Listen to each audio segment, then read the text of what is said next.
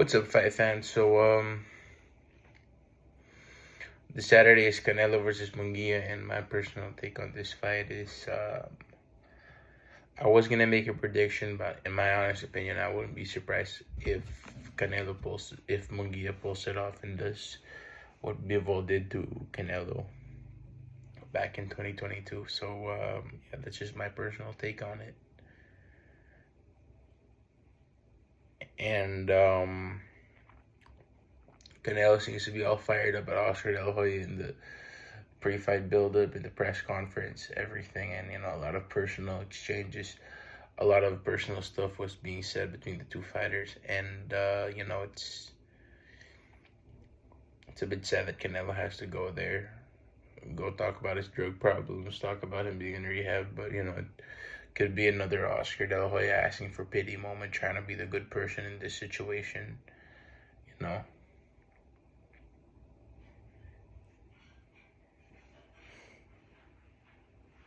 But it was funny when I saw Canelo tell De La Hoya, "Don't talk to me like that," and he started cussing at him in Spanish, call him a faggot and whatnot. That was just hella funny. But it's Munguia's night. His debut at 168. I mean, his debut at the World Championship at 168, and I wish I could be in Vegas to watch that live. I was planning on going there live, T-Mobile Arena, but it's not gonna be Canelo's last fight. I'll be able to see him compete there in the future, hopefully.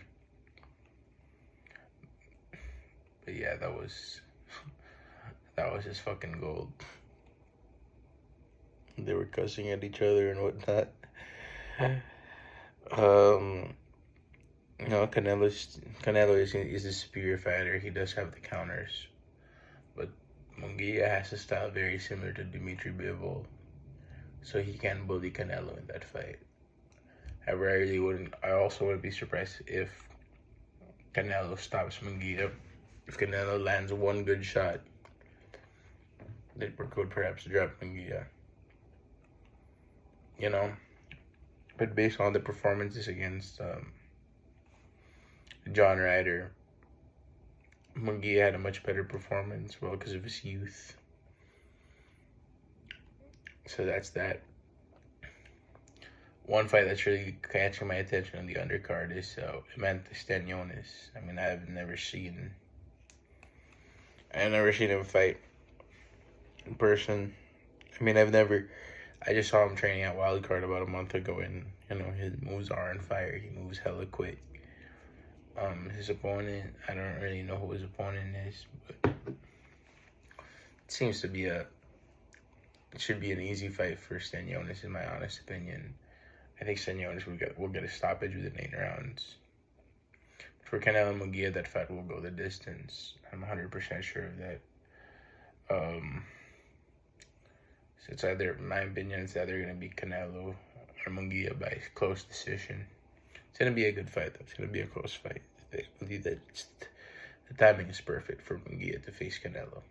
Perfect timing. And yeah, it's on Mexican Independence Weekend. I'm sure a lot of people are flying to Vegas for that. So, yeah, that's that.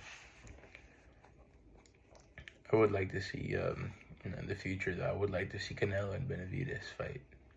Hopefully after this, if Canelo beats Munguia, hopefully it's going to be Canelo and Benavidez. But De La Hoya is just getting on everyone's nerves, saying that it's going to be Munguia Benavidez. De La Hoya is almost certain that Munguia is going to pull it off. Now we'll see. I really wouldn't be surprised. I really would not be surprised if Munguia pulls it off. It shocks the entire world. If he wins, he'd shock the entire world, just not me. I wouldn't be surprised about that, to be honest. And, a few days later, we're going to have Luis Panteraneri against Inoue, the monster Inoue. I believe that it's going to be another Inoue takeover, but it's going to be a much more competitive fight than I originally anticipated it to be. I believe that but I believe that should be a Naoya Inoue in 6 to 8 rounds. It's gonna be a beatdown. Luis Nery's gonna have his moments, but it's gonna be a very similar fight to what we saw with Naoya Inoue and Marlon Tapales.